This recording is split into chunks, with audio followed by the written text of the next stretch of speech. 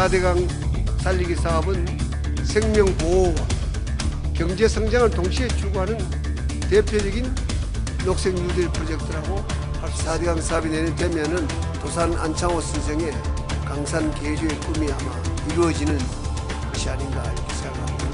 4대강 살리기 사업은 단순한 건설 공사가 아니라 경제를 살리고 균형 발전을 촉진하며 환경을 복원하고 문화를 또 키우는 한국형 녹색 유린 사업입니다. 4대강의 보에 물이 채워지면 매년 반복되는 가뭄과 홍수에서 벗어남은 물론 수질도 크게 개선되어 맑고 깨끗한 물이 넘실대는 건강한 강으로 되살아날 것입니다. 소중 생태계는 결국 물의 양과 수질에 의해서 작용하는데 이 사업을 통해 두 가지가 다 좋아지거든요.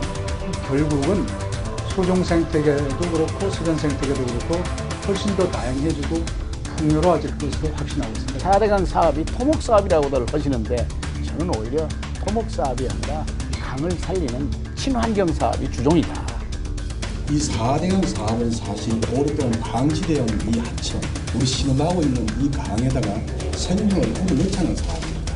이 하천을 통해서 우리가 가뭄, 홍수, 물 부족 문제를 해결하고 옛부터 치산치수를 잘하는 임금이 훌륭한 선군이었다는 그런 역사에 가르침이 있지 않습니까?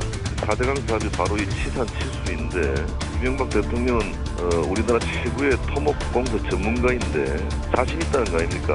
4대강 살리기 사업의 목표는 분명합니다. 죽어가는 강을 생명이 살아 숨쉬는 강, 활력이 넘치는 생활의 버전으로 만들기 위한 것입니다. 전 국토가 거대한 공사장처럼 느껴지게 해야 된다. 그 건설 현장에서 망치 소리가 울려 퍼질 때 국민들은 그것을 희망의 소리로 들을 것이다. 물도 깨끗해지고 홍수도 안 나고 경치 좋고 근데 이거 잘 모르고 있었거든요. 친절하게 다 보여드리고 사실 우리가 숨길 것도 없잖아요. 우리가 뭐 나쁜 짓 하는 거야. 4대강 살리기 사업은 후손들을 위한 사업입니다. 우리 환경부의 역량에 따라 훗날의 평가가 가능될 것입니다. 저는 부모의 마음으로 수질 개선과 생태계의 가치를 최대한 보존하기 위한 온갖 노력을 경주할 것입니다. 우리가 예전에 문화라는 것이 다 물 따라 있는 거잖아요. 네, 그렇죠. 그런 것들을 다 살려내야 되기도 하고 이게 잘 되면 관광이 아마 분명히 활성화될 것이고 4대강 사업 후에 수질이 개선될 수 있다. 4대강 사업 자체가 하늘에서 갑자기 떨어진 하천 사업이 아니라 전문가들이 과거 10년, 20년 동안 4대강 사업은 큰 그 재해를 막아줄 수 있는 예비 단계로서 굉장히 중요한 역할을 한다. 저희는 그렇게 분명히 보고 있습니다.